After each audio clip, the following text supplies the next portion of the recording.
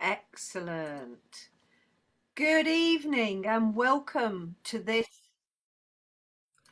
Good evening and welcome to this second day of the changing the narrative around disability conversation. This is an amazing summit.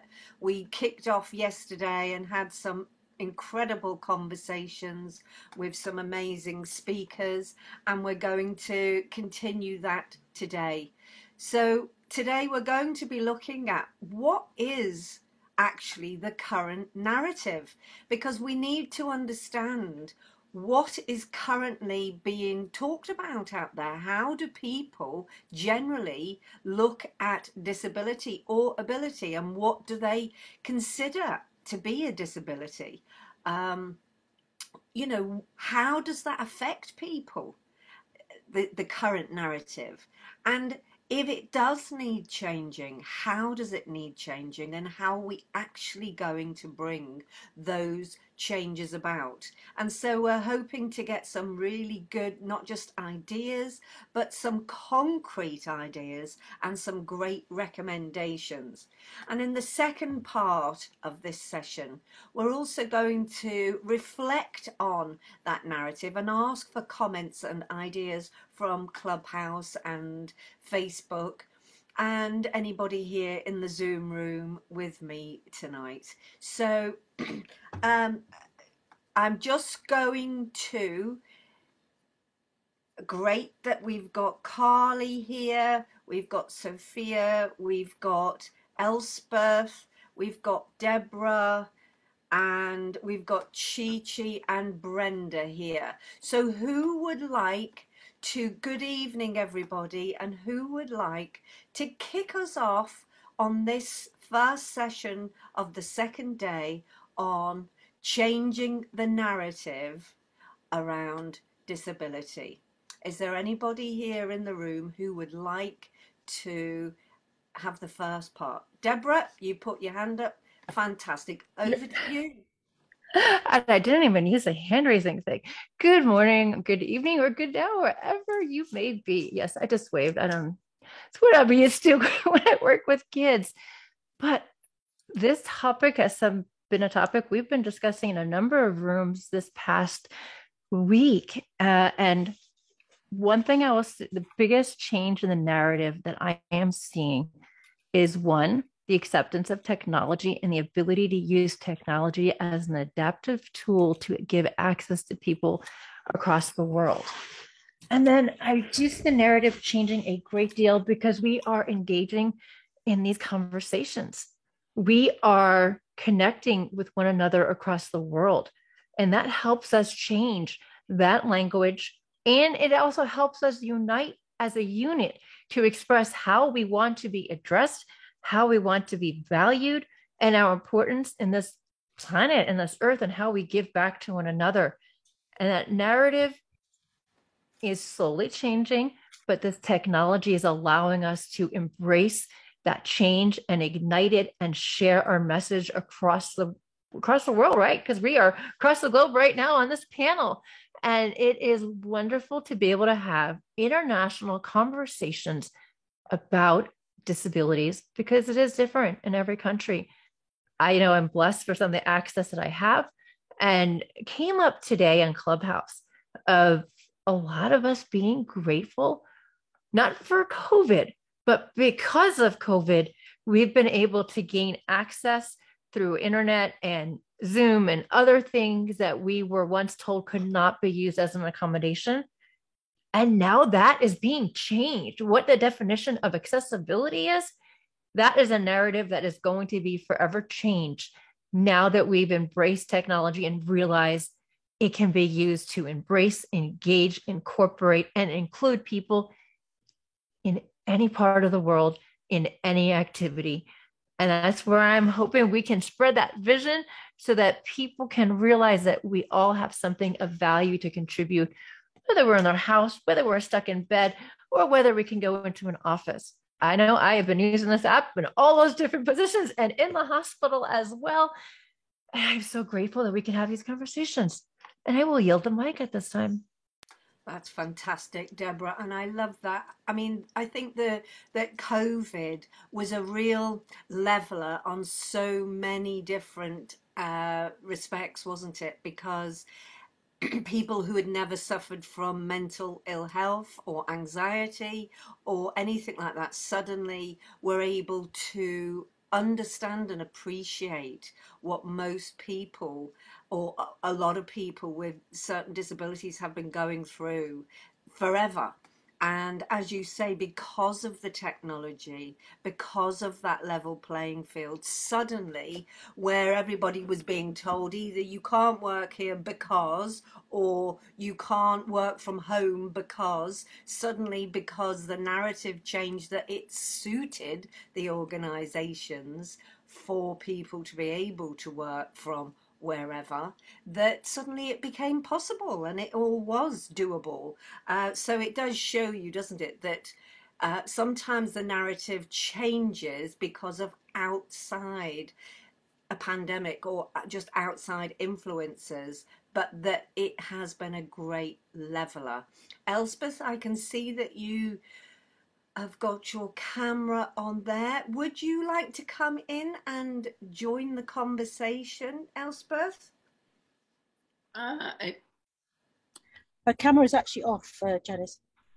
my camera's off.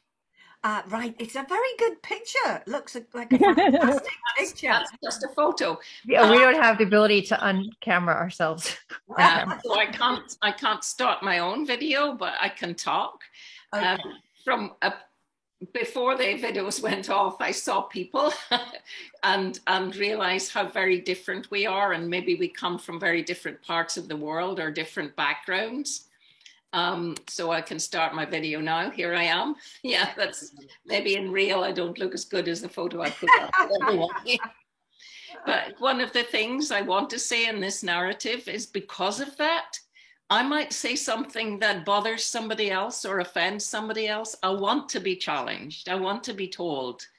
And so I'll just say that to begin with, that whatever I might say later, if it doesn't, you know, we could all have parts that are okay with something and parts that are not okay. Yeah. And what do you see, Elspeth? What's your situation, and what do you believe you've experienced as the narrative for you? Oh, if we were talking about that horrible word normal, you know, as if you're in the bell curve somewhere and you're in here, I'm in there. I've got, you know, so it's through other people that I've met and family members. But I hate that word, and that's the narrative I'd like to shift, is what the devil are we doing with a word like normal? Or anything that asks people to fit themselves into something that other people find more comfortable. I've worked quite a lot in mental health organizations. It is both a long time ago as a counselor and that kind of more professional level, but most of it, what I've done that I think I've learned more from, is from just being part of peer groups, you know, family groups, things like that. I loved what you said there, Elspeth, that, you know, that whole word, normal. It's horrible. It's horrible. There is no such thing. There is no such person. There's no such thing. We have so many things that are valuable and so many things that you can learn from somebody who does things a different way, or has to do things a different way because they've come into the world a different way, or the world has pushed them to a different place. So I just want, but I do want to know that most of the conversations, many of the conversations, not most, many will bring discomfort somewhere. And I think that's what we have to learn how to work with and go through. Yeah, absolutely. And it's almost saying to each other, sorry, that hurt me, you know, or something, or And I think this is one of the great reasons why this, the disability summit is so Yeah. fantastic, because people don't want to have these conversations. They don't want to talk about all sorts of uh, things. It's not just disability. They don't want to talk about sexual preferences or anything. They just want to look at this stuff. And actually the world, it's not like that, and we need to have these conversations, and we need to talk about what the current narrative is, and all be aware of what that is, because when you've grown up as you have, without, even though you've worked within mental health and things, that you know people, as I do, both my children are neurodiverse,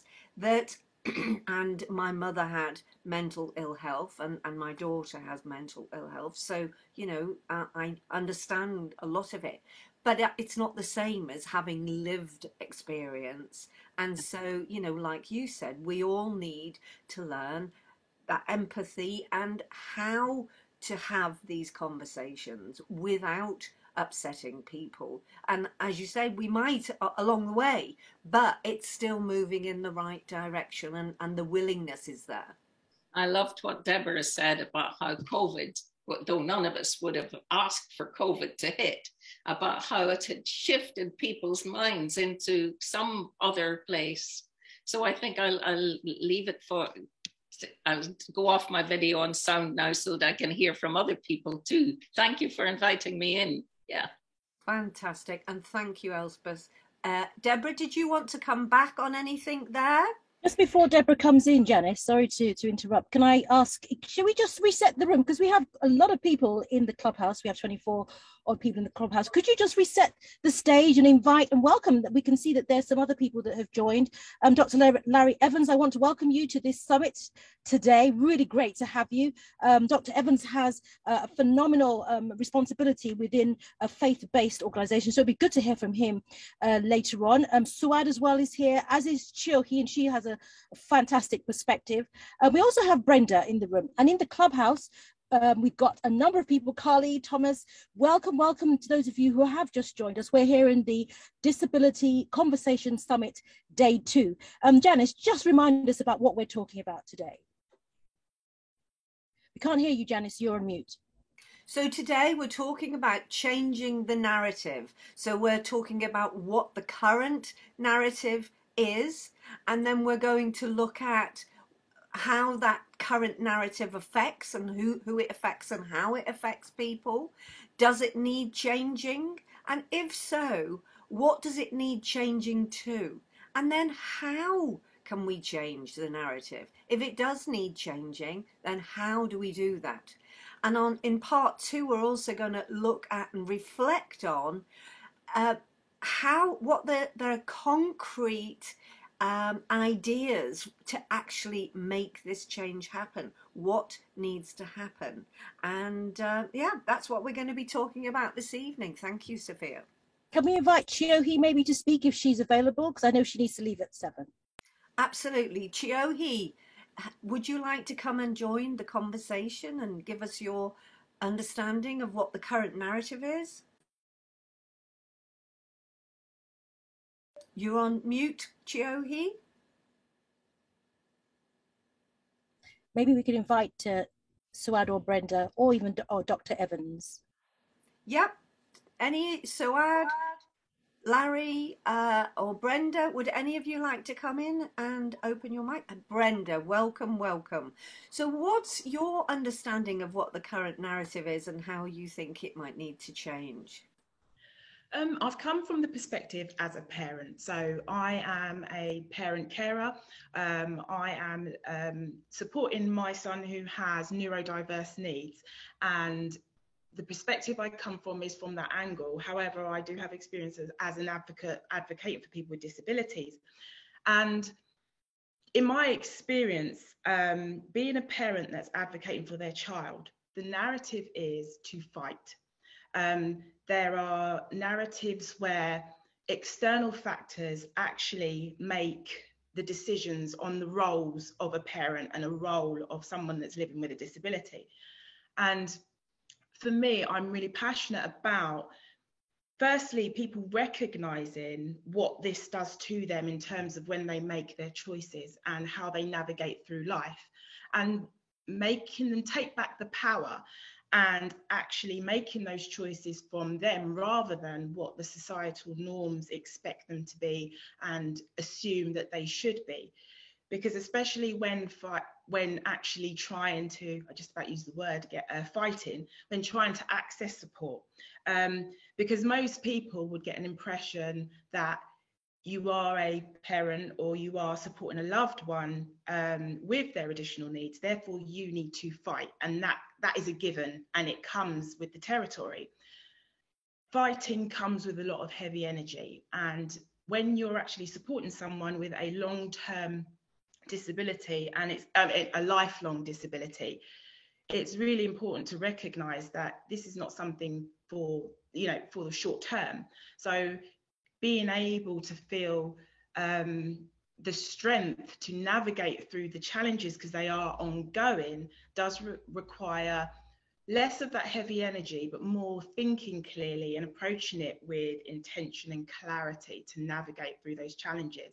And I just wanted to share, and I'll be interested to hear what others their experience are and what they think about the whole thing of having to fight and being known to fight and having these labels as a rebellious person or somebody that needs to be grateful or somebody that that may not be maybe naive. There's so many different connotations and labels that are attached to this particular experience.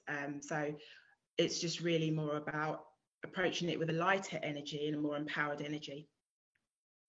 I love that, Brenda. And likewise, I was an advocate for my own son because he's neurodiverse, and going through that school system, and every year he got older, it was more difficult. And I really resonated with that, having to fight, and that the system actually doesn't give you any choice, that you have to fight, and that but that whole energy of having to fight for something is the wrong energy, and how difficult that makes everything. But it's still going on, and we're carrying on with that situation. So thank you so much for what you shared there, Brenda. And I see that Dr. Evans has come onto camera. Dr. Evans, would you like to join the conversation at this point? Well, thank you very much for the opportunity. I was very pleased to hear what Brenda just shared, and this is the experience of so many. When we began this particular ministry a few years ago, we felt like we were up against a wall because we were trying to change, not what you were saying is change the narrative. What we said, we want to change the thinking, because the thinking was so limiting to what people could do and what they could become.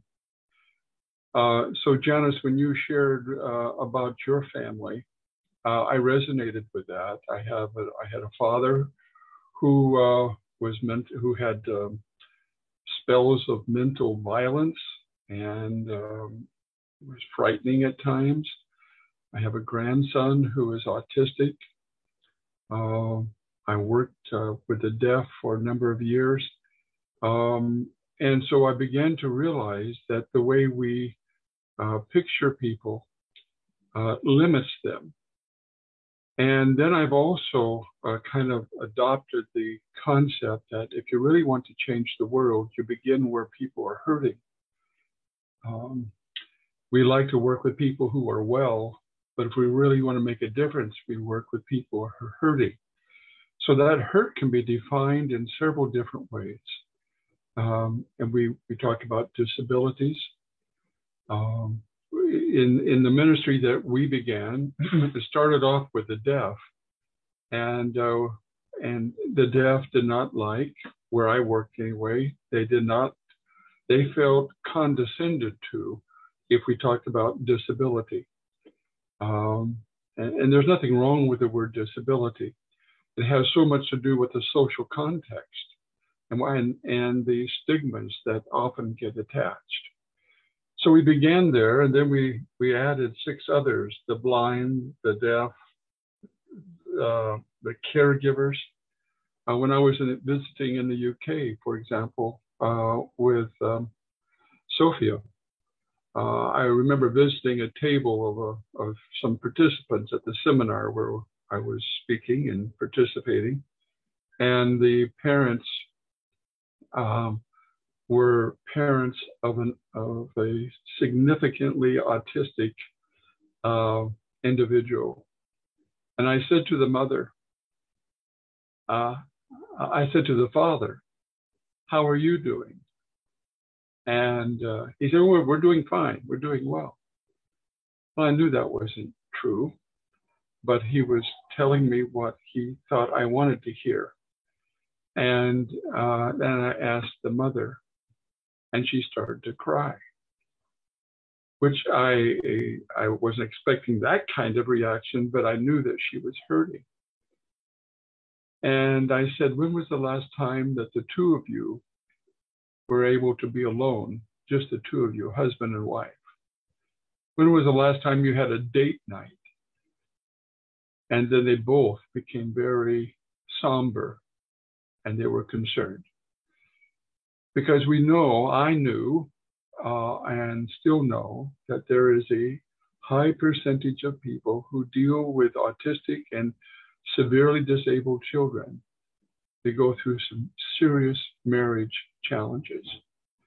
And so among the 7 ministries that we have in what we now call Adventist Possibility Ministries is a whole section for caregivers, because caregivers, like parents, who are taking care of an elderly parent or a disabled child or disabled spouse, whatever the case, that's a 24-hour, 7 job. And somehow the church and society needs to know how to uphold the caregiver.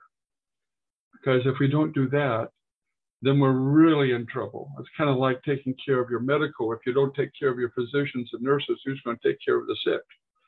And we've got to be aware of that. So we've also adopted in our 7 ministries those who are crippled, who have mobility challenges. And that opens up a whole new thing that we're working on right now, and that is developing an audit for churches and organizations so that they can look at their physical accommodations to see if they're being cared for. And then we're very concerned about orphans and vulnerable children. We just finished a big weekend in which we tried to globally bring awareness to this and the challenges that are faced and how people can participate. So in each of these 7 task force groups that we have a task force for each one of these groups, with people who have immediate experience in dealing with that. Because I'm just kind of like a coordinator. I'm really a nobody who just has a dream and a vision, and I'm trying to pull resources together, and God is blessing. We've changed the name from Disability Ministries, which is what we used to be called. And again, there's nothing wrong with that term, but it doesn't reflect our thinking. Possibility means we're thinking about what a person can do, what they can accomplish, and focusing on that more than on what they can't do. I have a lot of weaknesses, and people who know me could make a long list. Don't ask Sophia, please. She'll make a long list. But the point here is none of us want to be known for what mistakes we've made or disabilities that we may have. But if somebody comes along and says, you know, I see this gift in you, I see this possibility in you, and then all of a sudden we think differently ourselves. And we begin to see possibilities and create. I think of professors who would see something that I could do, and they would come along and just give me a little word of encouragement. And all of a sudden, boom, I was set free. And I really like that term of being set free, being liberated from the stigmas that family or that we ourselves, with our silent talk to ourselves. One of the biggest dangers that we have is when we talk silently to ourselves and berate ourselves, and we begin to limit ourselves. So the reason why I've come in basically to observe, not to talk, is to listen to stories of people who are going through, because I need to be educated. The 7 groups that I represent and I coordinate, I'm working right now on an introduction to a mental health presentation in Brazil. A group now has caught the vision, and now they're wanting to create a ministry for mental health and wellness. And so they've asked me to give a short introduction. So I'm preparing a short video for that. But my point here is this: when people begin to catch the possibility concept and realize that it means that we have to think differently, we begin to listen differently. And so I listen differently now. I watch things differently. When my wife and I go to the supermarket, the grocery store, and we see someone in a wheelchair, someone who's deaf or someone who's blind, I'll say to her, or she'll say to me, "There goes one of our people." And all of a sudden now, there is not an us and them, they're one of us. Doesn't matter what church or what world religion or whatever the case may be, or no religion. We still care for them. And I believe that breaks down barriers, because it's the barriers that are hindering us. We do that with tribes, we do that with nations, we do that with languages, and we build borders, and those borders limit the resources that are available. And I happen to be a Christian, but I remember an Uber driver after I spoke there at the UK at that seminar with Sophia, and I got in the car and he was going to take me to the airport. And so to keep the conversation going, he asked me, "So what do you do?" I said, "I work with Possibility Ministries." He said, "What?" Well, that's the reason for the name, because I want people to ask that question. "What do you mean, possibility?" I said, that means that when I look at you, and he was a Hindu, when I look at you, I think of possibilities more than I think of you being a Hindu. If I'm sitting with a stranger on an airplane, this has happened many, many times. I watch the person, I see what they're reading, I listen to any preliminary conversations we have, and I begin picking up little threads of possibilities, of strengths that these people have. And then I spend my time focusing on reinforcing those possibilities that I see in someone. That changes the whole conversation, changes the narrative, and it changes the way I think. The biggest challenge I have is myself. I'm pretty hard on myself.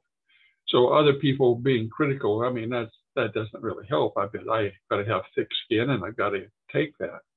But the thickest skin I have to have is when I see my own faults, and I want to help other people grow and develop. And so out of that context, I change. And I want to help make that little corner of the world where I am a little bit different, because I see possibilities in someone else. Wonderful. I love that. And everything that you talked about there, that, you started talking about how our thinking is limited, and instead of disability, it's possibility. And that is changing the narrative. That is exactly what that is doing. The one thing I was going to ask you was, you said that when you worked with the deaf people, that they didn't like the word disability, and I was going to ask you what they wanted it to be called instead. So did they have an answer for that? Well, I think probably their answer would be deaf ministry, And so we have created a website. We have two websites. One website for Adventist Possibility Ministries, and then we have another one called Adventist Deaf Ministries International, and that's solely dedicated to the deaf. But in the Possibility Ministry website, we also include the deaf. It's going to be a transition time. We don't force it. And but the deaf are a unique culture. It's not just a disability, it's a whole culture. Unlike other disability groups, they have their own language, they have their own sense of humor, their own sense of music, all these kinds of things. So we have to recognize that. Okay, Can I just quickly interject, Janice? Sorry, if that's okay. I just wanted to thank you very much, Dr. Evans, for your presentation. And I think there's a few people on Clubhouse who may also want to respond. I don't know if anybody on Clubhouse at this time may want to respond to the presentation by Dr. Larry Evans. If there's anybody, please. Here we go. Belinda, did you want to say something? Yes. Hi, it's Belinda. I just wanted to address I have a brother who's deaf. That's the reason why we moved to the United States from South America. My parents, in the late 70s, my parents wanted a better education. It was almost barbaric over there. And I talked to him about it recently. I'm like, there is a deaf culture. I took American Sign Language in college. It's got grammar, it's syntax, it's a language. It is not the same here, American Sign Language versus British Sign Language. So you have different words mean different things in different countries, just like any language. When I talked to my brother, I said, so I'm on Clubhouse, and I want to bring up more advocacy and awareness, and how do you want me to address? He's like, well, I'm your brother. I'm like, well, yeah, but how do you want me to talk about your deafness? Like, well, I'm your brother. I'm like, well, I know, but how can I express that you're deaf? He's like, well, I'm your brother first, but you can say, if you have to, my brother who is deaf. And that's how I refer to my brother. So he is my brother first, and in his mind, his deafness does not define him. He doesn't see it as a disability. It's just a part of who he is. He was not born deaf. He became deaf after very high fevers as an infant. And he, when the cochlear implants came out, my parents asked him, it's just like this, I could get into it, I won't, but it's just this whole deafness, hard of hearing, and then advocates for forcing their kids to wear cochlear implants.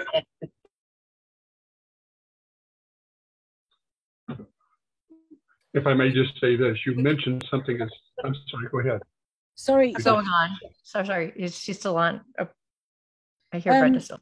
Yeah, can you hear Belinda speaking in the? No, I'm sorry, I hear Belinda not through the app right now. No, we were not hearing her on the Zoom at the very end.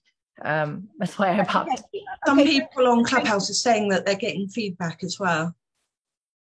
Okay, all right. So if I could just ask everybody to just turn your mics off, if that's okay, and your videos off, if that's okay as well, that would be really, really helpful. And then, Belinda, had you finished your what you were saying? Well, I was just going to add that we're finished. So my parents left it up to my brother, and he said, I became deaf as an infant, and it is who I am, and I don't need to change it by putting in a cochlear implant. He uses total communication, so he signs primarily. When someone cannot sign, he will write, lip read to an extent, but he sees himself as how he is. The fact that he's deaf is just, who he is. But and we advocate, of course, and again, it's like I said, we moved to this country for my brother, but that's how he likes to be. He's my brother. He happens to be deaf, and he's my brother. It's a part of who he is. So there's no real. So that was what I wanted to share, just from my perspective as a sister to a brother who is deaf. Thank you, Belinda. I'm complete. Janice, I wonder if you could come back. You've disappeared from the Zoom room. I don't. Yes, you're still there. Brilliant. I don't know. I think Carly had something that she wanted to add. I don't know if we wanted to hear from Carly. Carly, are you there? I am indeed, yeah. Wonderful. I just wanted to respond to both Dr. Evans and to Belinda. So first of all, in response to Belinda, I use identity first. So I'm an autistic adult, and I know it's personal preference. And again, disability is personal preference as well. So I class myself as disabled and a neurodiverse adult. And touching on what Dr. Evans said about, people won't want to know, people won't want to share that they are disabled, or, I can't remember exactly what he said, but, I am incredibly proud to be autistic, and I will sing it to the rooftops and tell everybody. And I embrace who I am, and I embrace my daughters who are autistic as well. And I'm proud to be an autistic adult.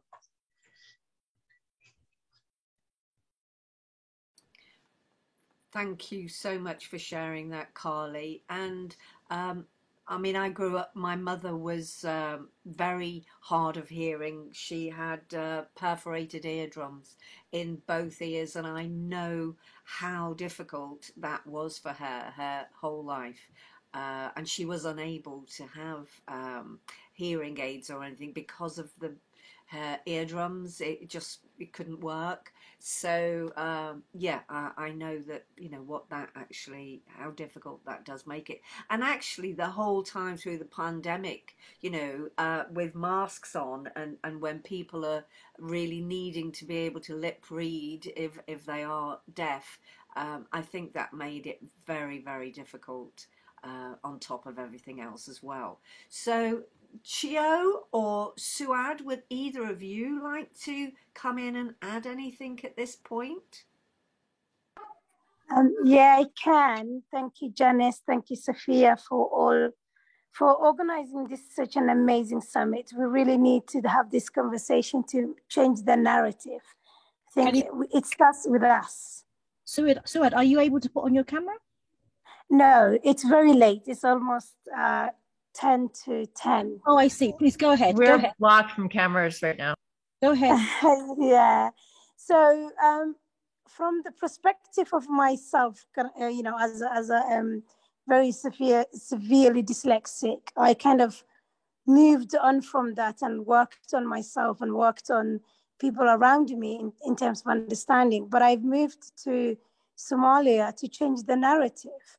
So when I initially came there a few years ago, the word disability or invisible disability was non-existent. There's few people with hearing impairment or people with visual impairment were being seen, or people with physical disability. But anything to do with mental health, cognitive difficulties or disability in terms of communication, all that were non-existent. And nobody would talk about it. It was stigmatized. And the medical model of disability were in force. So everybody were, you need to be fixed. You can't be part of the society. You need to be, you can't be part of the society because you have a disability. So I challenged that, and for the last few years, things have been changing. The law has changed. Now Somalia has a disability agency that is semi-autonomous and is a government institution that is fighting for people with disability, which is amazing. It's never been in the history of Somalia that was there. We also worked on education policies and procedures and Education Act to include that the people with disabilities be recognized to be part of the society and giving opportunity. So now I promote social model of disability because we want to change the thinking that the person needs to change.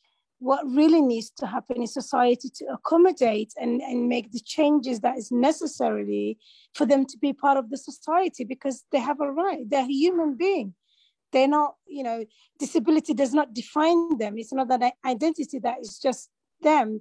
Disability is something that is part of them, and it significantly affects their everyday life, but that does not necessarily kind of make them different and does not constitute them to be separated or excluded from the society. So it's really important to talk about it and have the voice. And unless we use legislations, policies, advocacy, and talk about, how can we move away from negativity associated with disability? And I really liked the doctor talking about the possibility ministry, because, we're not talking about the lack, we're talking about, the abundance of having a disability, because I believe that is a strength for someone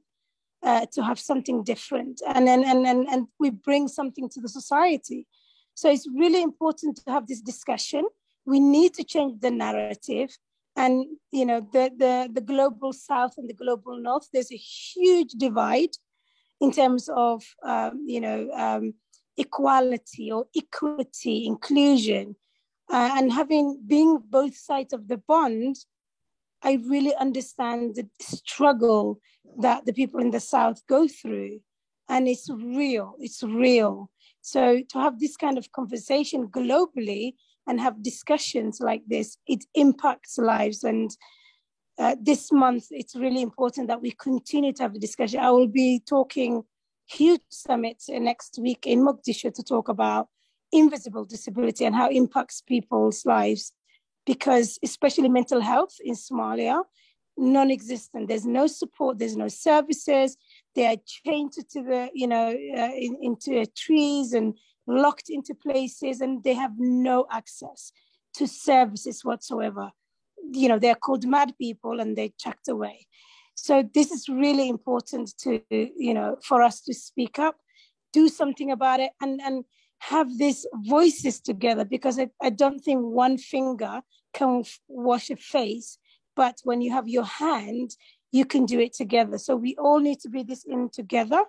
We need to be global and have our voices go further than we think we should. And yeah, I'm really enjoying this, and I'm grateful to be part of this. But let's continue to talk. Let's, talk about what is out there. And sometimes when I was in the UK, I used to complain in the school system that the lack of support from the government, the lack of support from, social services. But when I moved to Somalia, I realized we were privileged. So sometimes it's just looking at what others have or what they don't have, to put that into perspective for us to actually think about there's others worse than us. How can we bring that for the forefront? And we can only do that if we come together like this and talk about it and make changes.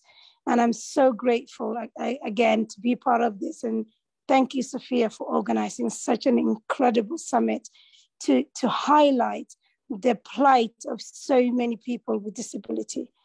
Thank you so much. And I'll be here for a while, but I'll probably doze off within the next 30 minutes.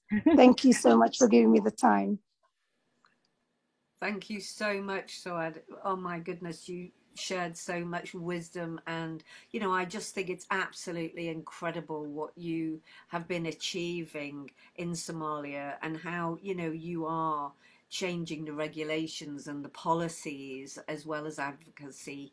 And it's I just find it utterly shocking that there are countries around the world, where they're so blinkered, where they're going, we don't actually have any of these people, we don't have any of this, and it's just not true. It's just not true. And you're doing an incredible job about having truthful conversations in difficult places that are not easy at all, but you're out there doing it. And we, all of us here, we really take our hat off to you, and you're out there on the front line doing it. And I loved what you said about, you're welcome, Suad, and what you said about one finger on its own.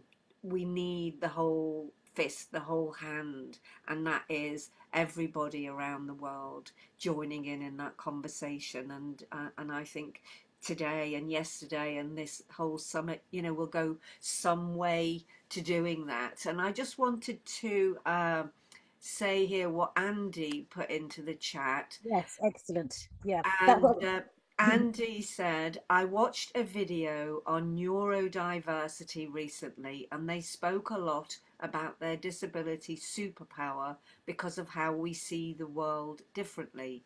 The key is that society adopts the social model of disability, and we recognize that we all have something positive to give and offer to society, education, and the workplace. And I think that's really at the core of what we're all saying here, is that one, as when we started the conversation, that there is no such thing as normal. You know, everybody, we're all somewhere within the whole spectrum of human beings, and we all have gifts and difficulties. And you know, this conversation is so essential for it to be had. So thank you so much, Andy, for sharing that. And Janice. Yes. Janice.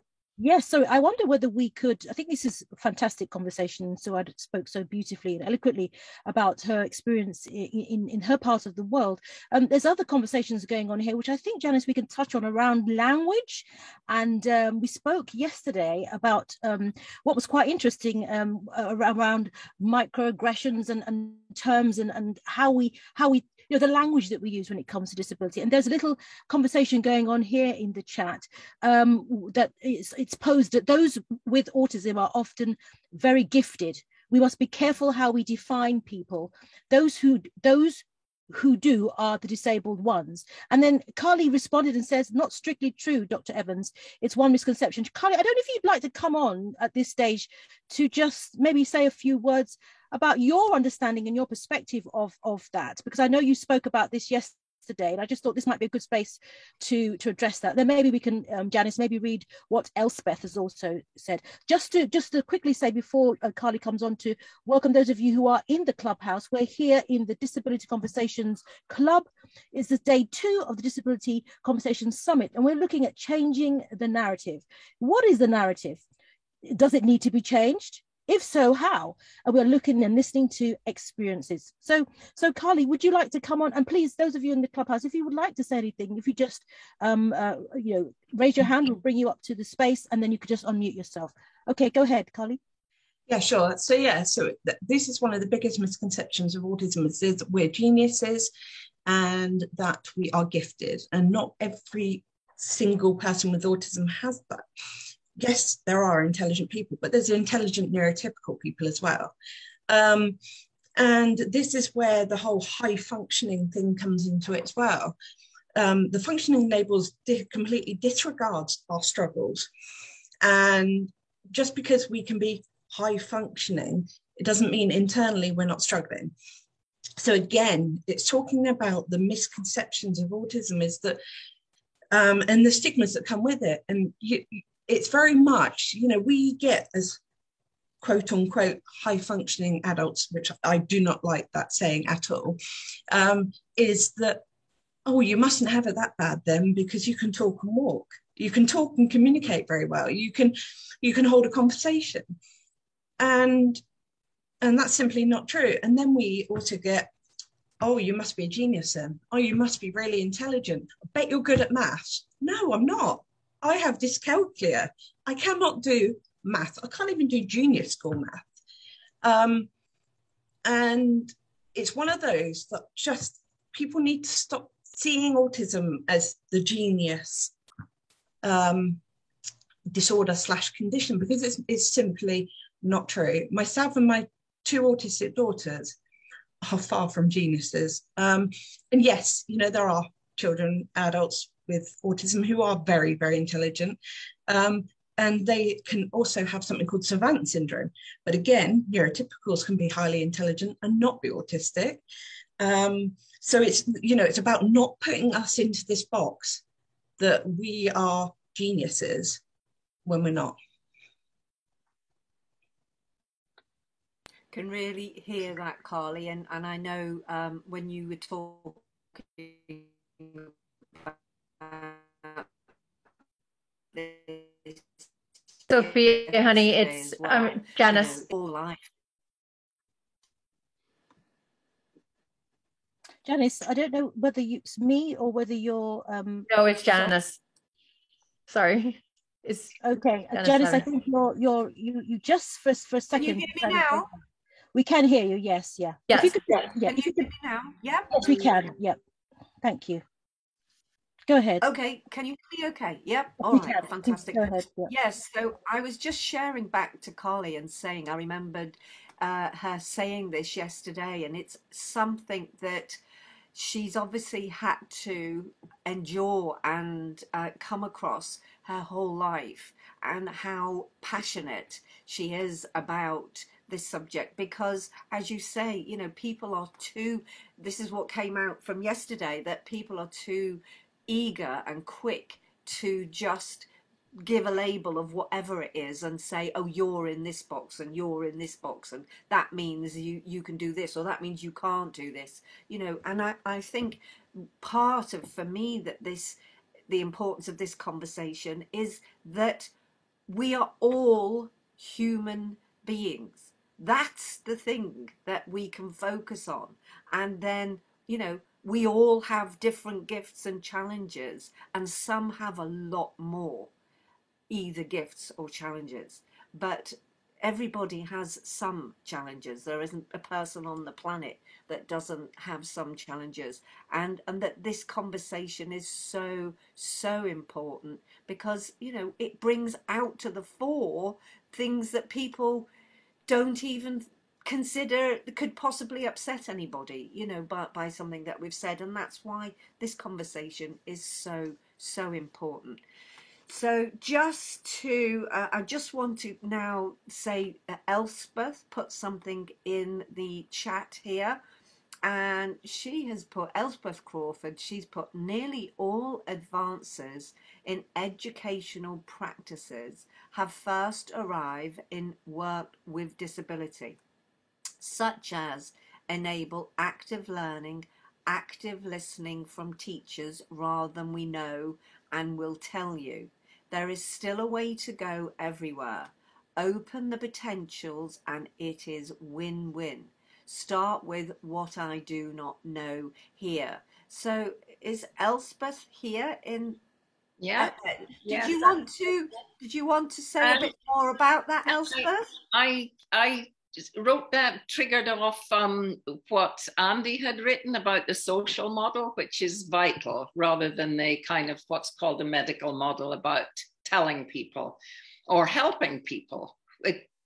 You may have expertise of your own, but until you hear how that expertise will fit with what someone needs, it's useless or virtually useless. But there's a lot of a way to go. I also wanted to, what Carly's been saying has triggered other things that I've experienced.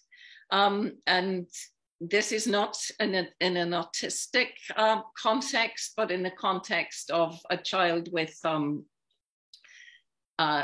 sort of physical disability. It might have been a Down syndrome, but I'm not sure, because what happened was, I rather like Larry, now since I've retired from educational practice, I just go around with my grandchildren or wherever and do what I do. Well, I happen to have grandchildren who are Chinese and live in China. So I was there when they were about 3 or 4, and we were playing in a sand pit, and I had all the gear with me, you know, pots and things that they could do things with. And there was a grandmother and another little boy arrived, and they just sat there, which was very sad. So I handed over some of our stuff so that he could play. And it was clear that he suffered some disability, but my Chinese is useless, so that we can only gesture, so I have no idea what. But what I want to talk about is that, well, while I said in my thing it's win-win, it's only win-win when you go through the hard stuff, because that grandmother and that little child were ignored by all the other children and mothers in the sandpit, and we were the only ones who played with them, and their loneliness was desperate. They tackled us every day for 3 weeks, at least, to play with us, so that you get you get negatives as well as positives when you work with people in an open way. And as Carly has made very clear too, they come from misconceptions, but they also come from, it's not right that people who have a differently abled way of being have to smile all the time. Why should we ask that of anyone? So that was what I wanted to say. I think that's an important subject to discuss too, that the whole range of emotional states belong to everybody, just like other things. Absolutely. And I just wanted to ask you one question, which is, can you say anything about the difference between the social model and the medical model? Can you say a bit more about that? You're asking me to go back to memories of things I used to try to do. Maybe Andy knows better than I do. The medical model comes from a hierarchical place where there is an expert. And this is not to deny that there is expertise and skills. People have these things and have learned. But in the medical model, it would be assumed that the expert knows best. That's an exaggerated way of putting it, but they would know best and they would do their best. But the person to whom it is done then has to be grateful and improve, or not improve, as the case might be. And any kind of level of feeling they have about resentment or anger, or even the kind of inarticulate, but that's not what I wanted, but I can't express it, is not in the picture at all. Where the social model is that the person who is being worked with is the central point, not the expertise. And so in the social model, there might be different kinds of people who can help, like a grandmother might help more than a doctor, or a teaching assistant rather than the actual teacher. That in the social model, you recognize everybody's capacity to offer something that might be needed, even if it's something like a child who's in a wheelchair, or adult or whatever, needs to be spoken to directly rather than from up above, and those kinds of common misconceptions that people make. I also think that what else? It's the experience in China taught me about thinking how it takes a culture, as someone commented in the chat about culture.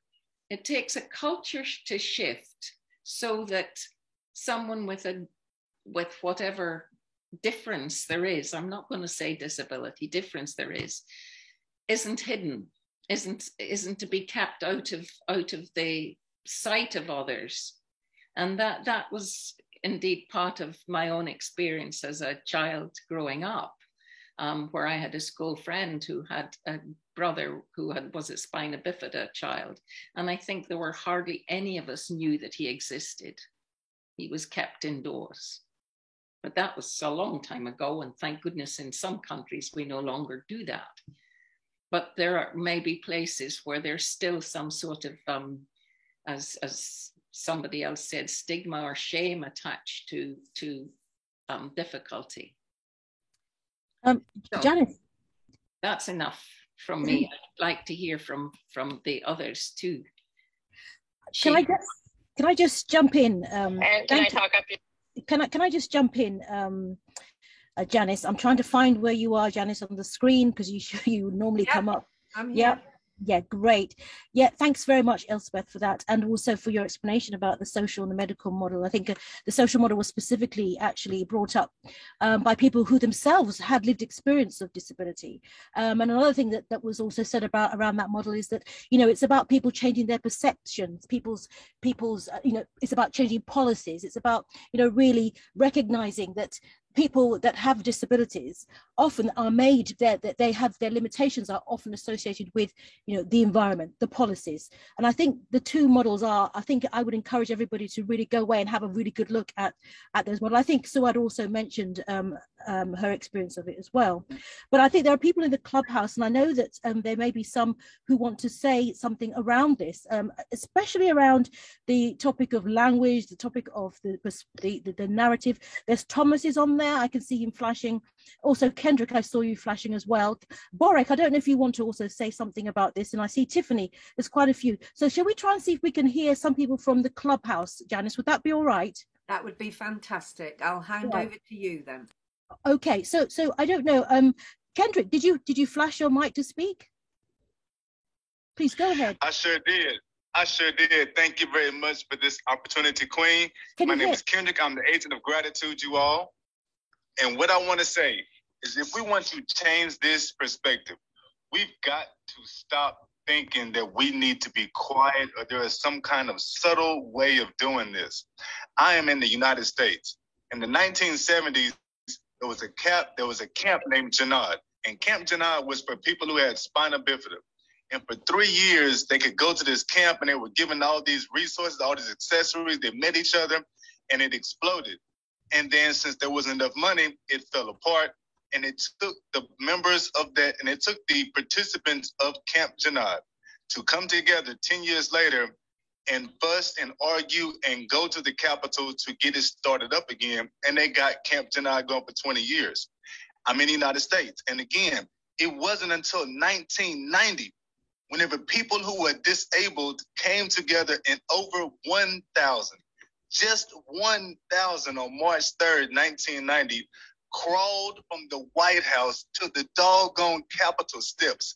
They crawled through streets, they crawled through stoplights, they stopped traffic, and that's when we finally got the American with Disabilities Act passed. That's only the American Disabilities Act. We won't get these things done unless we are loud about it, because we all know the squeaky wheel gets the grease. And as long as we keep thinking we can do this quietly and we can do this in some kind of reserved way, and we can be tucked away in a corner and tell our family members, I'm okay, I'm fine, I'm okay with some water, I'll be all right. We have to be loud. My name is Kendrick and I am complete. Janice, do you want to respond? Because you are the lead mod. We want to hear from you.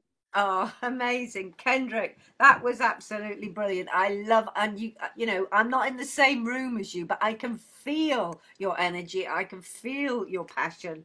And that's it, isn't it? Is why should anybody, any human being have to feel like they have to be hidden? We shouldn't. As a society, as a world, as a culture, all of us, we should have the ability to be heard and seen and held and communicated with, and all of the things that are a normal part of being a human being. That should be available to every single human being. So I loved what you said, and I loved your passion and energy. So Sophia, who's next? Who wants to speak? Well, if you just like, I can see Rosie's flashing her mic. Thomas, did you also want to say something as well? And Lois? Okay, so I tell you what we'll do, and there's quite a few flashes there actually. So I think maybe if we start from the way that I'm looking at on my screen, I'm doing a PTR. I'm just going to go across, and so we're going to start. If that's okay with everyone, we start with Thomas. If you can, Thomas. Yes, if you're ready to speak, Thomas. Yeah, I'm here. Go ahead. Yeah, Sophia, sorry I couldn't be on Zoom because I'm traveling, so I'm sorry for that. Yeah, so I've been listening to the conversation for a while, and I think there are a lot of common threads, that cut across all these conversations which we're having. So I think yesterday I was talking about we have a very narrow conception of human capacity, which dictates how we should function, how we should relate to each other in the world around us. So, narrow conception of human capacity doesn't allow us to explore different ways of being in the world, different ways of using our body to do the same function, or discover different ways of using our body to function differently. So narrow conception is of human capacity doesn't really allow us to develop identities that are based on diversity, but it leads to creating identities that are based on disability or inability or incapacity, because it doesn't allow for diversity, it doesn't allow for variation. So I think because earlier when you're talking about a model, social model, medical model, I think this is something that people should understand. Social model is really about placing the problem of disability at society, on the society.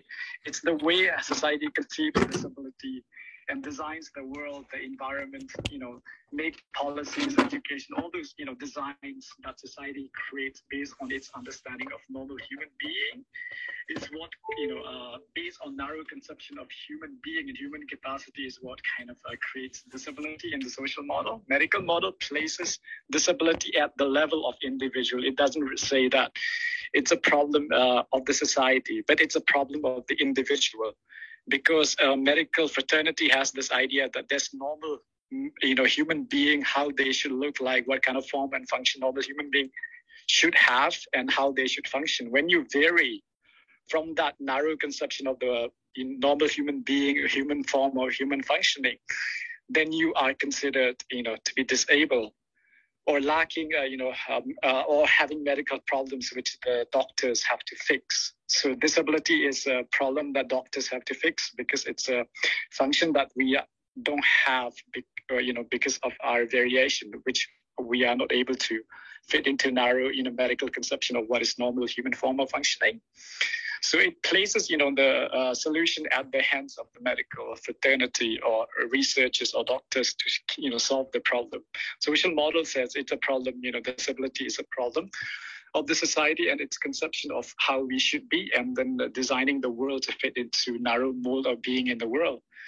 So that's the thing. I think they have two different conceptions, and then they have two different solutions, and responsibilities are also placed differently. Medical model places on the experts, solution lies. And we have disability because we don't fit into the narrow mold, and that is what qualifies us to be disabled.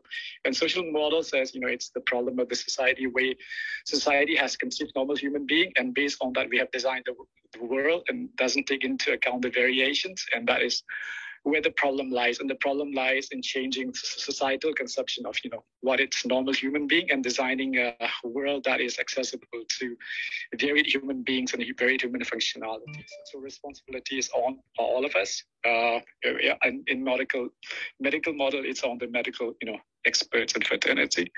But I think one of the things that, that Kali was touching about earlier, this is something that I think we really need to tackle about identity of disability, because most of the time people with disability, they are not seen as regular human beings or average human beings. They are either placed above the average line, and they are considered as, superhumans, or they are placed below the average, and you are considered disabled or, under human being. So we are never really seen as regular human beings.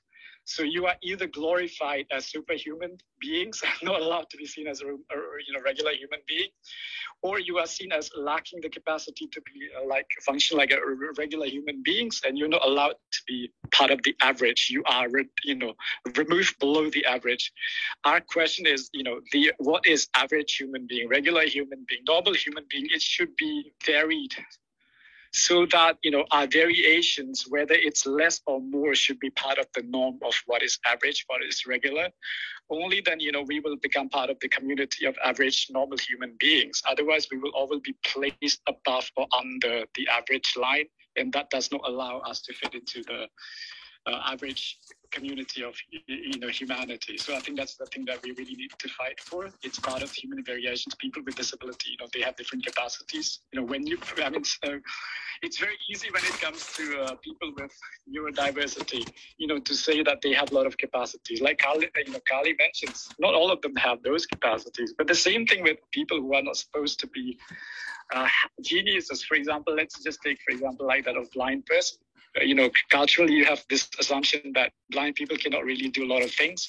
But if you're able to do simple things, you are seen as you are superhuman. You are not like the average blind person, because there's very low expectation for a blind person or disabled person. When you're able to do just the simple things, then you are seen as superhuman. You are not seen as, society doesn't have regular, normal expectation for us to function like everybody. So I think that is when these conversations about average needs to be diversified, so that we all should fall into this norm of average. We should not be placed over it, under it. We should, average should consist of diversity of human beings and human ability. So I think that's where the solution lies. So yeah, I'm going to stop talking for that. Oh, that's wonderful. Thank you so much for what you said, Thomas. That was amazing. Back on what Thomas said. Before you come in, Deborah, sorry, I just want, I know you've got to go, but I noticed that is it Awis also, who's been sort of waiting a while? Would you like to come in at this point? Yes, I'll just jump in on what Thomas said and the conversations been going on. I think where I came from, Indonesia, the lack of resources and also the lack of knowledge regarding disabilities, and also the critical infrastructure that was missing for years, kind of made people disappear into the shadows for a long time. I had dyslexia and dyspraxia, and I was not discovered until I was in near about high school. So I didn't start reading until I was 16 when I first came to the UK. So kind of that's what's kind of been missing, as well as if you want to talk about the stigma of society, like what Tom said, either way, under or over. It's also part of the environment as well, right? So if you grow up in an environment, especially in Southeast Asia, where it's highly competitive education-wise, and you see your peers moving forward, and you're stuck in that same grade, or you're held back type of thing, and you don't have the necessary supports, then you start getting these labels and stuff. So I think in most developing countries, the key infrastructure and knowledge bases is still missing, and that's what I'm moving forward and doing in Indonesia and also Southeast Asia. It's one of my missions, is connecting disabled, gifted people, as I like to call them. And it's going to take a bunch of us together to be united to tackle the issue head on type of thing.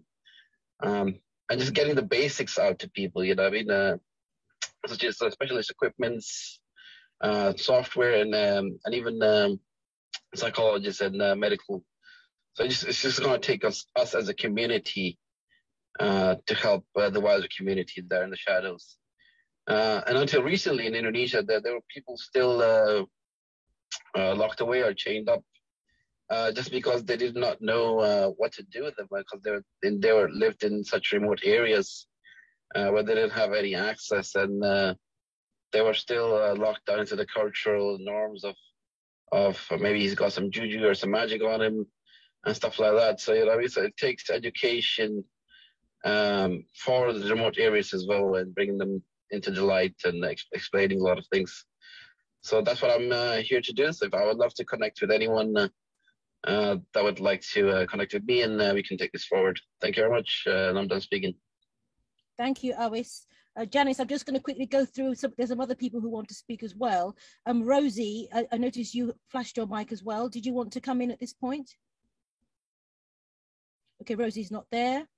Yeah, go ahead, Rosie. Sorry, yeah, you were. Sorry, no, go ahead. Super quick. No rush. Okay. We talk a lot about medical, and we talk a lot about social. Medical, like somebody said, is not about us. Social makes it all about, no, other way around. Social equals not us as a problem, right? Medical equals our body are the problem. Neither are, I think, in my opinion, 100% true, right? If you can get to a bank, and you can get into the bank and use the bank, and that will make you not feel quote unquote disabled, right? But then if you, let's say, want to have a job in the bank, but you haven't gone to school to do that, or you haven't had the skills to do that, then at that point, it's not necessarily about your disability anymore. It's both. And I'm using a bad example, but I feel like we clearly have many obstacles ahead of us. But I would challenge people to think of that intersection of maybe, like, clearly, it's not my fault that I'm blind. It's not my fault that this and that and the other. But what is something you can do? Because I feel like often when we focus on what we can't do, what isn't our fault. We forget about what is in our power.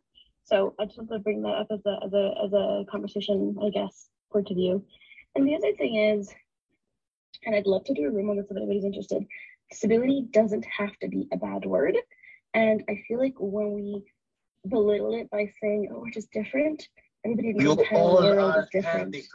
You are handicapped. So you use, I mean, I understand you use the word you want to. Like for me, in French, you say handicapé. I cringe when I hear it, but you use the word you want to use. It's a cultural thing. But for me, when you say, oh, it's just different learning or different this, we're all different. I've got way more, like, to me, that just devalues everything we've been through. So that's just my point of view. Thank you. I am complete.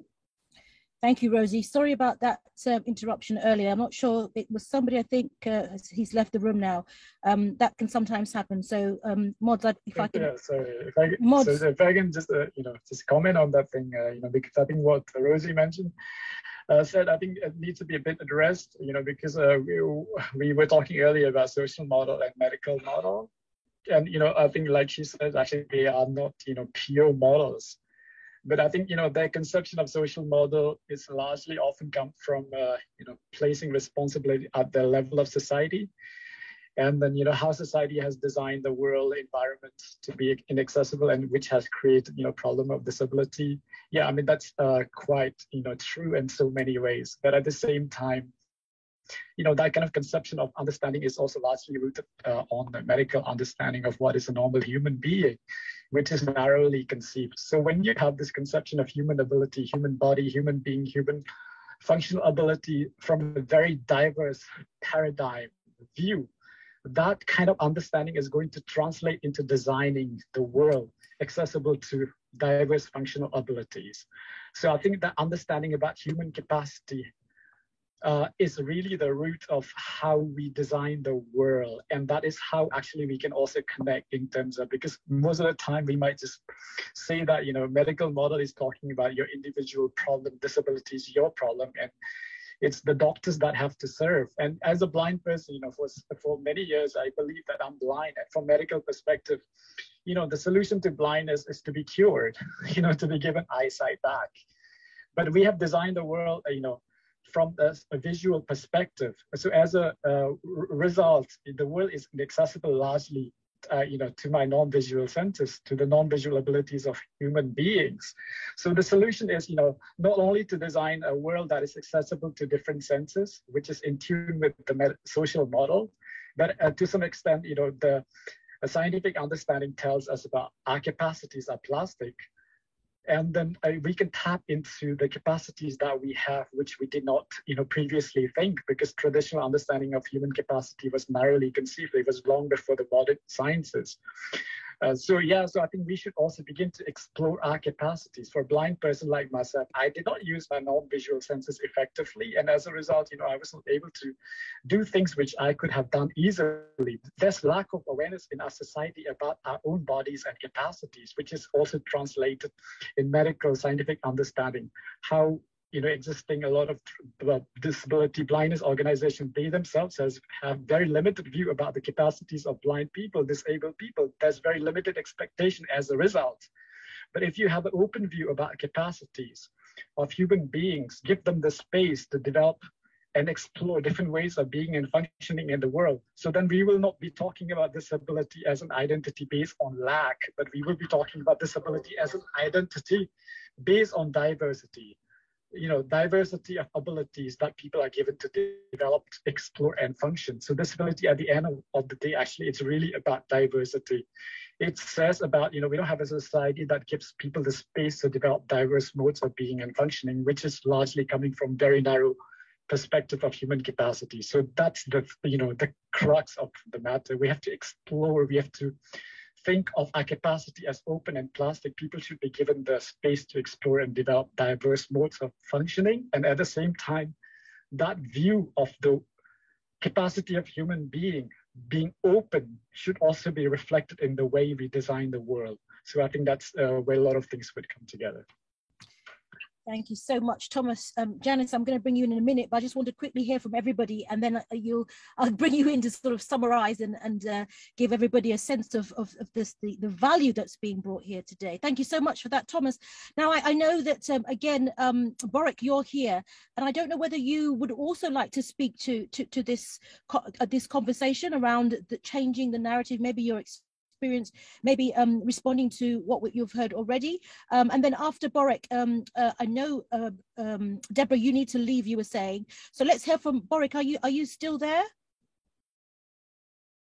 Okay, so Borek isn't responding. So let's go to you then, Deborah. Are you there, Deborah? I know you had to leave. Oh, she's still. I am. Excellent, yes. excellent. Hold on. Let me put my camera on because I have you guys all on here. No, if you want to, if you put my camera on. So are you going to, if you can, are you speaking from the Clubhouse or from the Zoom room? I'm actually, so I have my Clubhouse muted. Sorry, I have my Zoom muted, and I'm speaking through Clubhouse. Okay, lovely. Go for it. And for those in Clubhouse, on Facebook, you can see that I have Clubhouse up as well. So look at all of, I just have to take a moment and just show we have an amazing amount of people coming in to this room to hear this conversation. Since this morning started, 69 people have been in here.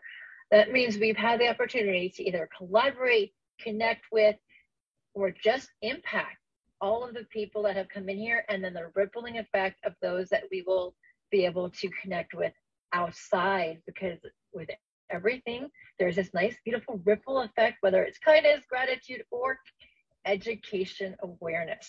And now I'm having a challenge getting to my other app that I was trying to open up because I was taking notes, some really great notes that you guys are talking about here. Let me just bring it up. Okay, so the concept right now, right, that we have two, can you guys hear me? Okay. So we can hear you, Deborah. And were you going to speak to? Okay. Were you going to respond to Thomas at Yes. this point? I think I am. Yeah. Janice will summarize everything. So if you could speak to Thomas's point, that would be brilliant. Go ahead. Yes. So with Thomas, I'm trying to forget what I was saying, but with the social acceptance and the medical acceptance, Thomas brought out really important concepts, right? Because although there is an intersection between the social and the medical realm, the social acceptance, I think, is extremely hard. If we are not considered a human being, or and something that Thomas said, that we're amazing because we have this disability, or we lack functionality and intelligence and ability to be part of society. And I've actually had both ends of that, where I will get, for no reason, people coming up, oh, you're so impressive, I'm so inspired by you, you're so amazing. And I'm like, why? And it's simply because I left my house, or I left my room in a hotel. And it's like, okay, well, if you knew me, I knew what I do, that would be amazing. And I would love and appreciate such a compliment. But simply because I have a disability and I'm trying to partake in society isn't in itself this amazing heroic effort. Sometimes it might be heroic effort for some of us. It's not the one thing that we should be highlighted on, nor should we, and I have this in academia all the time, be assumed that I don't have intelligence because I might slur, I might have challenges, or have other medical issues, or at the time, even just sitting in a wheelchair apparently correlated with my brain. And just an example of society's impact on that, because we talk about social and medical. And I'll give an example of the social real quick. My husband and I would go into a restaurant, and especially when it's my power chair, we would be escorted to the very back of the restaurant. I would order food, and then the waiter would literally turn to my husband and ask him what I wanted to eat. And so it didn't matter that I spoke. It didn't matter that I expressed what I needed. I wasn't even acknowledged as being existence as a human being, because he turns to my husband after I clearly stated what I wanted to ask me what I wanted. And I can't tell you how many times we would go into places and I would be demeaned by them talking to my husband instead of me. And something that somebody else mentioned too is that we have been isolated for a long time, and we're still working on incorporation. And I just want to mention that we were talking about in Somalia how you can be isolated with your disabilities, I want to highlight too, in the US, we have problems as well. One of the big issues is with durable medical equipment. You know, to get things like a wheelchair or oxygen or anything of that sort, it is a fight and a challenge on most occasions. Because in the United States, the law for accommodations in terms of a durable medical equipment is what you need to get to your doctor and home again. It's not for participating in society. So we are still locking people out from accessing in terms of that sense. So that narrative of changing not just the law, not just, you know, how we talk to one another in terms of disability and language, but changing how the medical community and how the legal community and how the legislature sees us, so that we are empowered, we are engaged, and we are given the tools that we need to be successful, whether that's in the classroom or home or work. Those are narratives that need to be changed. So I really appreciated that. And then I also appreciated the concept of the medical aspect that Thomas had mentioned too, because so many of us with invisible disabilities go undiagnosed for years, or in my case, for one of my disorders, a decade and a half, because the medical community wasn't listening to me as a woman and me as a person trying to express invisible challenges. I know we've mentioned cognitive as invisible challenges, and I see Belinda, man, you're flashing your mic because I know you agree with this. And you know, we've talked about invisible disabilities, whether it's cognitive or, like in my case, I have both cognitive and severe chronic pain and severe fatigue and a lot of internal organs that aren't working anymore. But that's okay. But the thing is that to get my medical care, almost every single thing I've needed to battle or appeal or keep on pushing to get.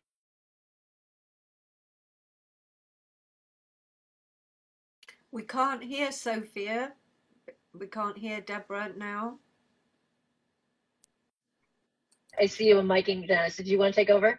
No, it's fine. It's okay. You go ahead. Go ahead, Deborah. Go ahead.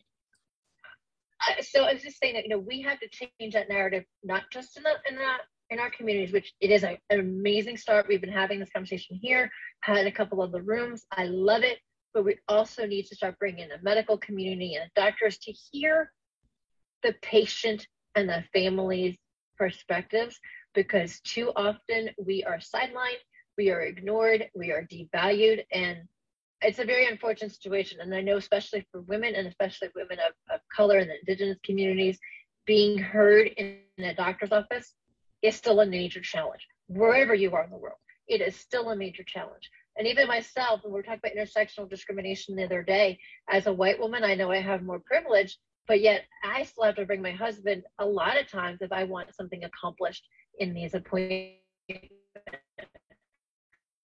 So although I am better. Hi, that's breaking up here. It's breaking up in the room.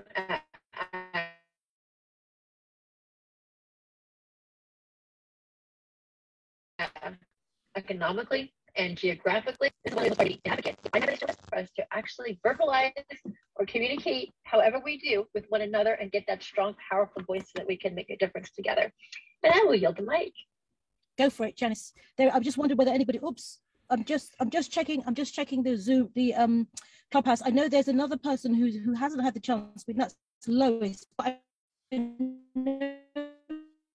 Sophia, you're breaking up. Your Sophia, your signal is breaking up. Sophia, it might be a really good idea, Sophia. Right, I'm just... Lois? Sophia, we're just going to carry on a minute in this room because your signal is breaking up, Sophia. So if we move to the Zoom just for a little while and let your signal catch up on itself, because at the moment it's gone into the metaverse. So I just wanted to bring it to... Okay, can you still hear me? Yeah. Let me just check.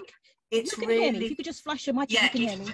I can, Sophia, and Lois is back in the Clubhouse room right now. Okay, right. All right, so let's hear from Boric. I can hear you. Thank you, Boric. Lois, would you like to go ahead? We can. Janice, I wasn't sure whether it was me or whether it was you that was breaking up. who was it, you or me? Because if it's me, we're in trouble. Are you still there, Janice? Okay, can anybody hear? Yes, we can. I am okay, here. let's go for it. Okay, Lois, I am please, here. go ahead, Lois, if you're there. I was just when I popped in and I want to listen, I went onto the Zoom as well.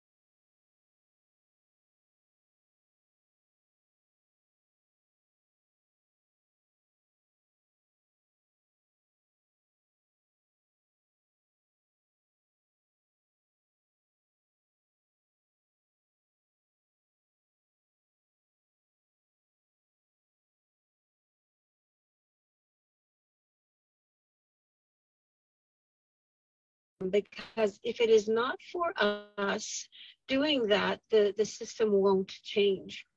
And so I really don't have a whole lot else to say. I've been on a journey with my child, and I can safely say, and this is not to,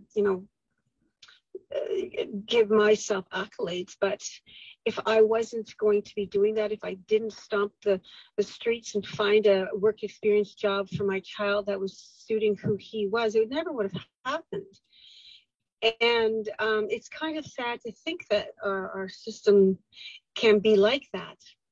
Nonetheless, I have been successful in some things. We went from one job to another, and finally now he gets to work 3 mornings a week at Mercedes-Benz, fully paid, greeting customers that come in. But that was efforts that was done outside of school, which I think, as I did talk to people many times, his teachers and stuff, I says, why aren't we looking at what he can do? Don't stick him in a kitchen in the back, having him cut up stuff or weighing things, because that's not who he is. He's this charismatic not little anymore, but a kid that likes to be greeting out there and seeing people, and people are happy when they meet him.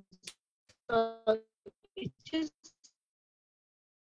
boggles my mind how, for all the years that he was in school up to 21, that never just, look at our education system and continually be there and telling them and asking them forward and being that squeaky wheel. Other than that, it's for me right now, but sometimes seems like it won't happen. I'm Lois, I'm complete. Thank you, Lois. Can I just check that you can hear, you heard this in the Zoom? It keeps coming in and out. You've gone into the metaverse. Are you hearing at the moment? I am. Yes, I am. Okay. And we lost you, Janice, for a second. Okay, I think there may be a little bit of an issue with the, I totally agree with you, Andy, about the bandwidth. Can you just flash your mic if you can hear me? That's the first thing. So I can hear you. They can hear us on me on Clubhouse. And how about on Zoom? Can you hear me on Zoom? It's very poor. Right, the signal keeps coming in and out. Very poor. The signal keeps coming in and out. I know. It was brilliant. I don't know. It was fine. Well, I can hear you on Zoom. All right. So let's see if we can because we're still live on Facebook, and we want to say, hopefully those of you who are on Facebook can still hear. I'm just checking that you can hear me in the Zoom. It looks as though the Zoom is going a little bit dodgy.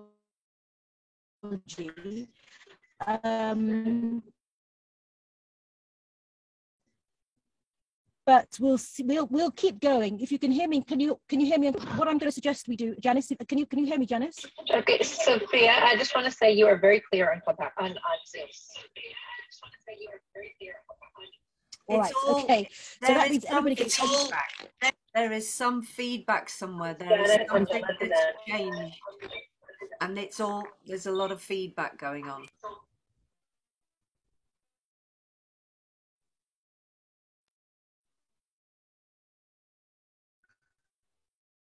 Okay, now this is, can you, I know they can hear me. There's a lot of feedback going Yes, we can. Okay, good.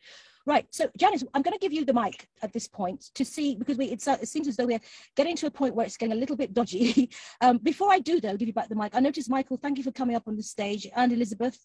And also there's here, I'm just trying to see, is it here, the people's voice? You know, and Tiffany, if any of you would like to say anything at this point, the program, hopefully we'll be able to get through the program, because it seems as though we're having a little bit of technical issues. But let's hear, would you like to add anything to the conversation, Michael, at this point? Hi, Sophia. Hi, everyone. Can you hear me well? I hear you very well. I can hear you loud and clear. Great. So I'm here on Clubhouse, and it's great to be here listening into this conversation, changing the narrative. So I've heard, a few people speak, and I think the perspective or the insight that I can bring here is really about, and people spoke about, so Deborah spoke about employment, and I think, or was it Lois, and basically, I think one of the, so I for those who don't know, I'm the founder of the Assistive Technology Club here on Clubhouse, where we discuss issues around assistive tech around the world.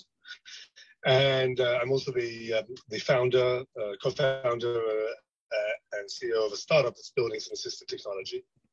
And I think that one of the issues around changing the narrative is, in a way, is to give people who have disabilities the tools to make them function, completely normally in society. So I think that's one of the, and that's one area which is greatly lacking. So assistive technology in many places is available during people's years in school, but then it kind of often fizzles out and is no longer available. And I think that by investing more in assistive tech globally and making it available more pervasively around the world, right now it only reaches 10% of people that need assistive tech.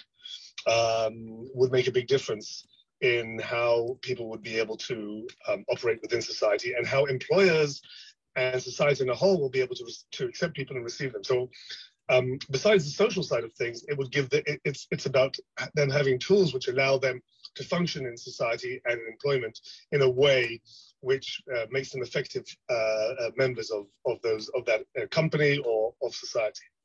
So that's just my own perspective on the gaps around assistive tech. That there are really kind of like three gaps. One is, as I said, availability of assistive tech globally. The second is funding for assistive tech.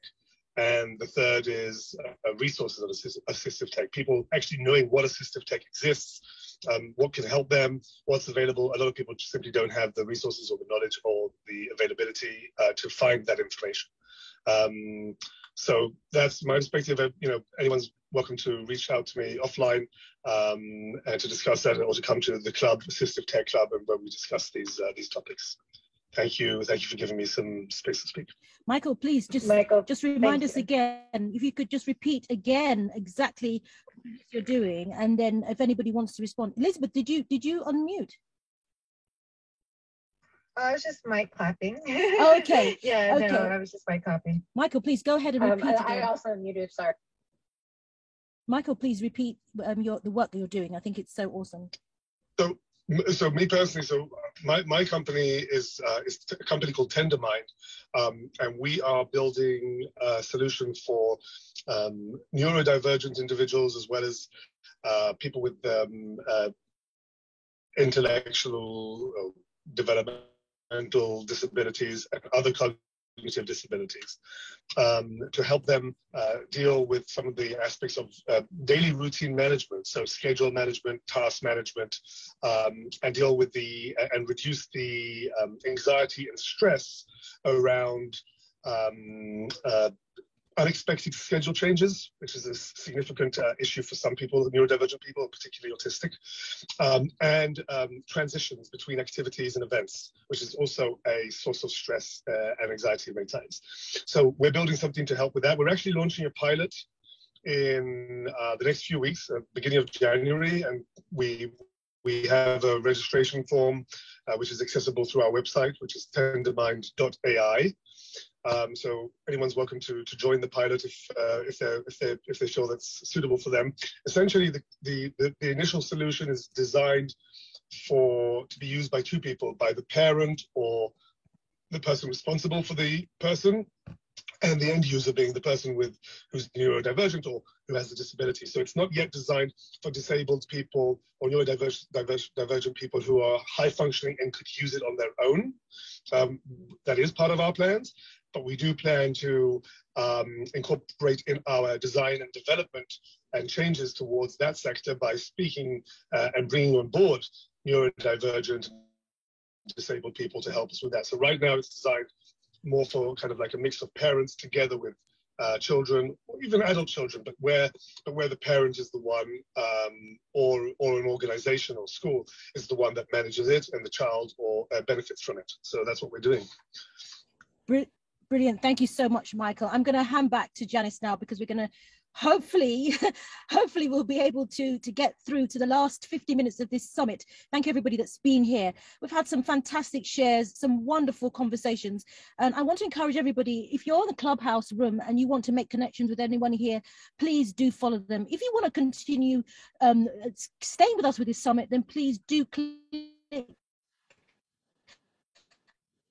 the Disability Conversations Club Greenhouse, and then you'll get notifications of the conference. Do visit the website, all the information is there, and if you want to know where or how to get that information, please do click on my profile. I have a LinkedIn link there, and you'll be able to go straight to the website. I'm getting a red bar, so I'm wondering whether you can still hear me. If you can hear me, flash your mic. Yes, we can hear you. Excellent. So Janice, I'm going to hand over to you.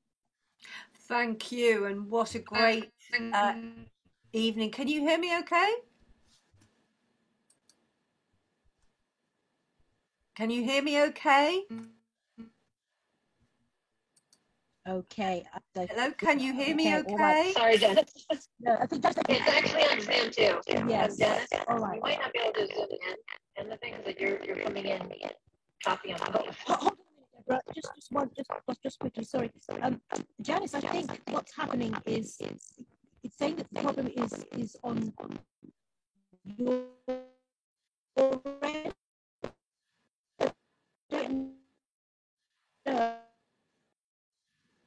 Okay, I can't make any head or tail of what you're saying, so I'm gonna. Is going a little bit crazy, so maybe that's what it is.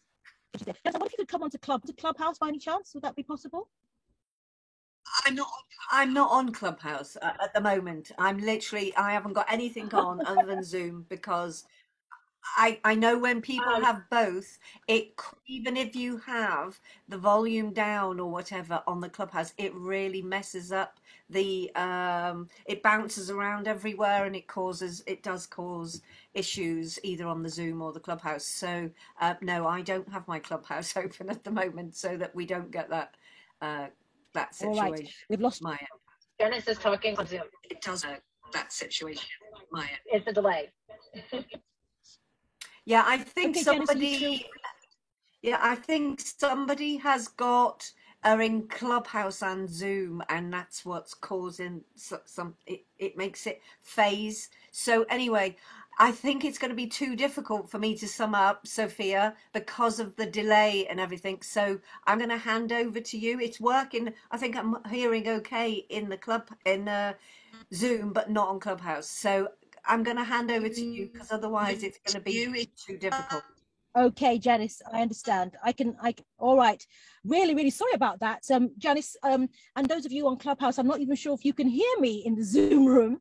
If you can, that's great. Yes, we can. Brilliant. And thanks, Deborah. You seem to be on both Zoom and also in Clubhouse. And thank you for your expert technology and input here. I think really, Janice, it's been a fantastic evening. We've had a lot of contributors who have lived experience of having a disability, but most of all, it's been an international conversation as well. I'm hoping you would agree with me. I think one of the key things that has shone out for me is that the narrative needs to be changed.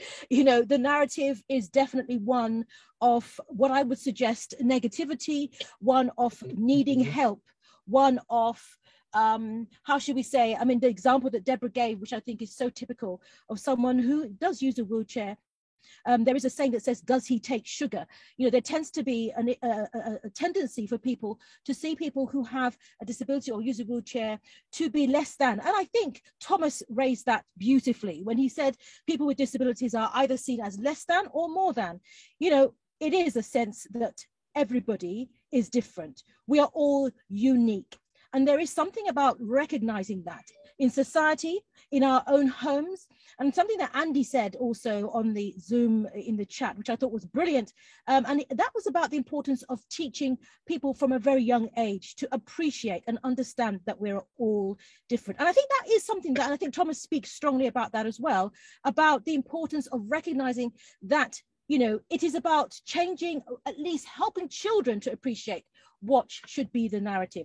We need to start there. We need to start in our homes. We need to start with our children in our schools. Wherever we are, we need to show up. And the way that we show up will help others to understand and appreciate. This is about education. You know, we've had some brilliant conversations today. And I want to thank everybody that's been here.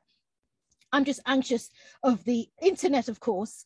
You're coming in clear on both sides. Brilliant. One of the just like the Yeah, we can hear you clear on Clubhouse. Excellent. When Janice speaks, it sounds as if her signal is kind of going in and out, if that helps. That does help. So thank you all, everybody, for being here. You know what? Yes, signals and tech, whatever, you know, may be an issue, maybe challenges, but guess what? We're here together, we're meeting, and as Deborah gave us the stats earlier, saying that there are 93 people have passed through this way, and we've got, you know, there were 10 others on Zoom. So we're looking at over 100 people who have been part of this conversation, and that is a wonderful starting point. Let's use this as a stepping stone to move into our, you know, to show up as individuals, to be allies, to be advocates, whichever way that we can, because it's all going to happen one step at a time. You're here in the Disability Conversations Summit. Really happy that you were here. If you want to continue to follow us, then please do click on the greenhouse. Please do also visit the Disability Conversations Summit website. You'll see all the other talks. We are going to be here. We are here actually for 3 days. And guess what? Can anybody tell me what day it is tomorrow? Anyone? International Disability Awareness Day. It's the International Day of People with Disabilities. And we're going to be celebrating that here on the Disability Conversations Summit.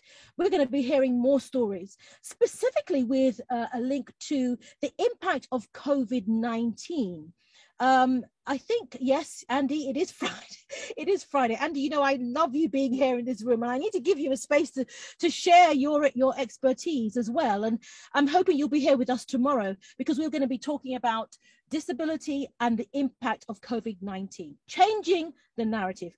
Janice, I want to take my hat off to you, to the phenomenal moderation that you have held here this evening.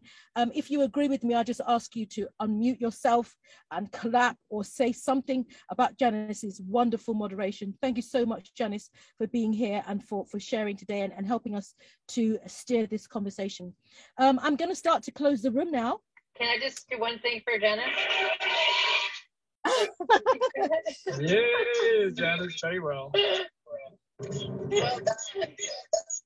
Thank you, Janice. Really appreciate, how you held the space and really helped everybody feel safe to share. And some of them were very vulnerable shares, and some we know that people hopefully have felt that they were valued in this space. So thank you everybody for being here. We do have just less than 9 minutes. I'm not 9 minutes, sorry, that's my maths there. We do have a few more minutes if anybody really feels. Belinda, I see that you've unmuted. Did you want to say something? Chiohi, are you here with us, Chiohi? You are? Hi, yes, I am. Oh, please, we haven't heard from you yet. Would you like to say something just to close this summit or this conversation about changing the narrative? And then we'll start to close the room. I'll say very, very, very little. But first of all, I want to just thank everybody for, of course, being their amazing selves and coming here and having this discussion. And of course, you, Sophia, for hosting this summit. Of course, conversations like these are the way we are going to make change. They are the things we need to do so that the right people get to hear us, and we can inspire change from, or inspire actions towards change within each other and within the people we educate. Something I wanted to say earlier, but for whatever reason I was having some technical issues, was that one of the things we need to do is find our ways into the company of policymakers, because I have strong feelings about how disability is treated in employment and education, because I have both been a student in the educational system in the UK, and I've also been a teacher in the educational system, and both times I was not supported as a child that had special educational needs. For those of you who don't know me, I have ADHD, and it was not picked up for a very long time. I actually discovered that as an adult.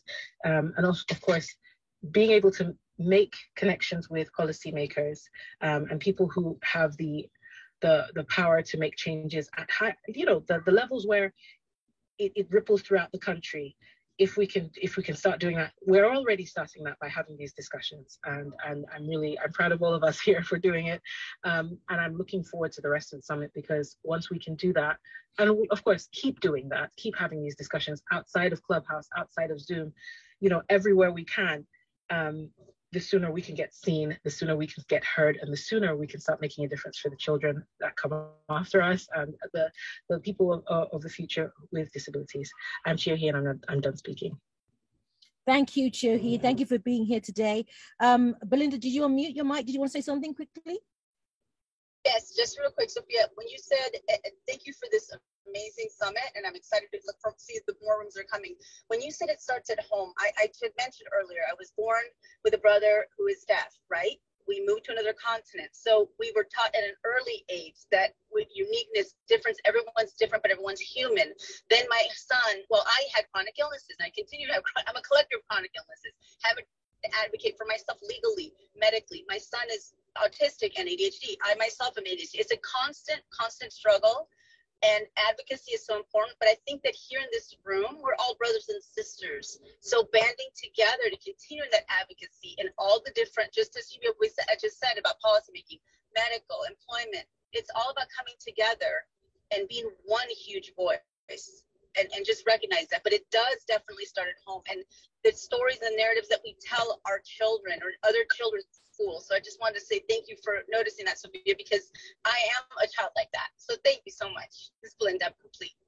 Thank you, Belinda. I appreciate you. I appreciate everything that you have shared. Everybody has shared some fantastic value. I'm keen to hear from Andy. Now, Andy's in the Zoom room, and I'm really keen to hear from him if he can speak. Andy, I don't know if you can speak. The Zoom room is sort of a little bit dodgy at the moment. If you can't, because you've been speaking through the chat, you've been saying some fabulous things. I don't know if you want to just quickly come on and say hi. Yes, anything you'd like to share, Andy? Yeah, I can pop in for a few seconds. I'm not the best of public speakers, which is why I tend to put things in the chat. But no, I think it's been a really valuable debate and discussion. I think we've got the right ideas, and we just need to learn off each other.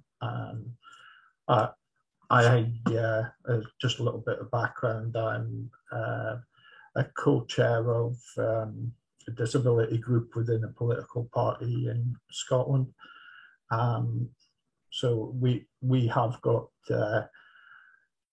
at least a partial year of the policymakers, and we're looking to utilise that as best we can. I'll just leave it with that. No, that's brilliant. Well, that's absolutely fun. Oops, can you hear me? Can everybody hear me? Sorry, just make sure I can be heard.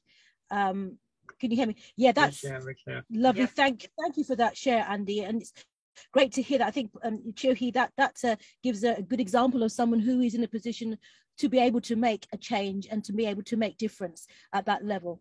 So I think we're coming to the end. It's 3 minutes before the end of the summit. Thank you again, everybody, for being here. Thank you, Janice, for hosting so brilliantly. Those of you who are in the room, those of you who are in the listening lounge, Diane, Tara, Jacob, Consuelo, Dia, Lois. Oh, Lois is now in the listening room. Ives, Mallory, Mary, thank you for being here. Ois, Belinda, Chiohi, Thomas, Michael, Deborah, Borek.